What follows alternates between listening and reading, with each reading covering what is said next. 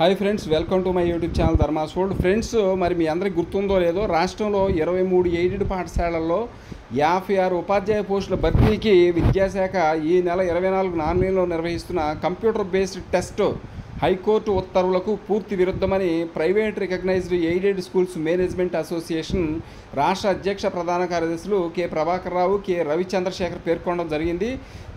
రవిచంద్రశేఖర్ మీడియాతో మాట్లాడుతూ 56 ఉపాధ్యాయ పోస్టులను ఆయా పాఠశాలల కరస్పాండెంట్ల ద్వారా భర్తీ చేయాల్సి ఉండగా వారిని పక్కన పెట్టి విద్యాశాఖ కమిషనర్ ఏకపక్షంగా నిర్ణయాలు తీసుకున్నారని చెప్పేసి ఆయన అనడం జరిగింది.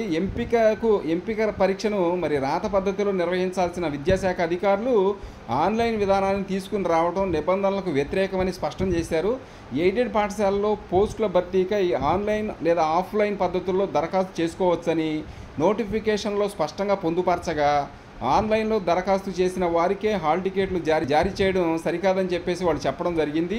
ఇక విద్యాశాఖ అధికారుల వైఖరికి వ్యతిరేకంగా తాము న్యాయస్థానాన్ని ఆశ్రయిస్తామని చెప్పేసి కూడా వీళ్ళంతా చెప్తా ఉన్నారు. Okay friends, thank you so much for watching. Please share this video and subscribe my channel. Thank you so much.